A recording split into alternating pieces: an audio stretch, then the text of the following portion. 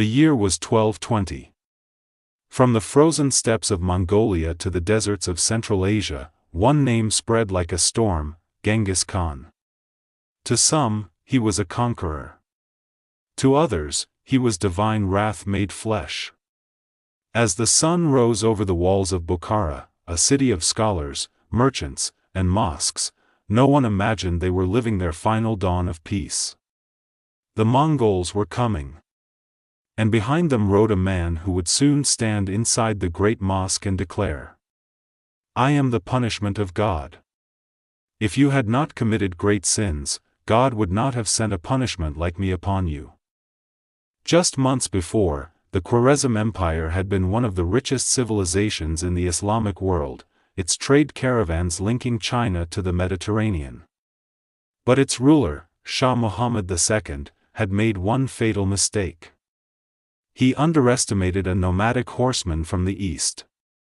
When Genghis Khan sent peaceful trade envoys to the Khwarezm Shah, the governor of Otrar betrayed them, killing the Mongol merchants and shaving the beard of Genghis' ambassador. That insult was unforgivable. Genghis Khan swore revenge. He told his generals, "They have killed my people, taken my goods, and dishonored my word. Now, I will bring judgment upon them, like thunder from the steppe." The Mongol war machine began to move. Tens of thousands of mounted warriors rode west, carrying not just bows and swords, but fire and vengeance. In the winter of 1219, Genghis crossed the frozen Jaxartes River and began his invasion of Khwarezm.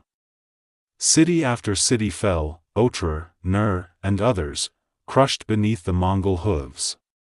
By early 1220, the mighty city of Bukhara stood in their path. Bukhara was not just a fortress, it was the heart of Islamic scholarship, home to libraries, mosques, and thousands of traders.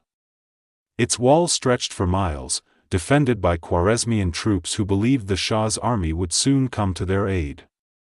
But the Shah had already fled. Genghis Khan advanced with 30,000 elite riders, using deception to hide his numbers. He crossed the desert where no army dared to travel, arriving at Bukhara before anyone could even believe it possible. As the Mongols appeared from the dunes like ghosts, the people of Bukhara ran to the walls. And for the first time, they saw the horsemen of the apocalypse. The defenders retreated into the citadel, a strong fortress inside the city. But the Mongols, masters of siege warfare, brought catapults, ladders, and fire. Genghis engineers, many of them Chinese captives, launched flaming stones and arrows, breaking the gates. When the walls finally collapsed, the Mongol cavalry poured in like a flood. The streets of Bukhara echoed with screams and chaos. The resistance was crushed within hours. The surviving soldiers were dragged out and executed on the spot. Women and children were enslaved. But Genghis Khan ordered something strange: he spared the mosque. The next day, he entered it himself. Inside the great mosque of Bukhara, Genghis Khan stood before the terrified citizens. He looked around, at the golden lamps, the scriptures, the faces of men who once ruled the richest city in Central Asia.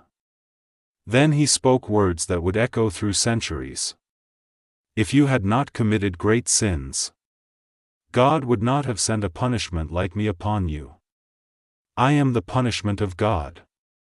For a moment, silence filled the hall. The people of Bukhara realized that they were not facing just a conqueror, but a storm sent by destiny. Genghis Khan ordered the mosque's treasures to be taken as war spoils. The carpets were spread beneath Mongol horses, and the sacred texts were trampled in the dust. To the Mongols, this was divine justice; to the conquered, it was the end of the world. After 3 days, Bukhara was in ruins. Its once bustling bazaars turned to ashes. Thousands were enslaved or executed. From there, the Mongols marched on Samarkand, and the Khwarezm Empire began to collapse city by city. Genghis Khan had proven a terrifying truth. That no wall, no ruler, and no empire could withstand the storm of the steppe. His empire would stretch from China to the Caspian Sea, built not on mercy, but on fear. And the words he spoke at Bukhara would haunt history forever.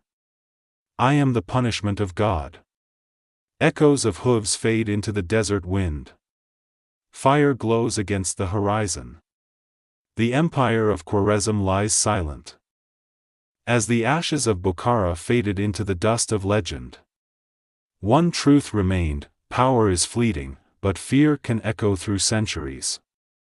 This was not just the fall of a city, it was the birth of an empire built on vengeance and vision. If you felt the echoes of history stir today, like, subscribe, and stay with us. Because this is Echoes of Time.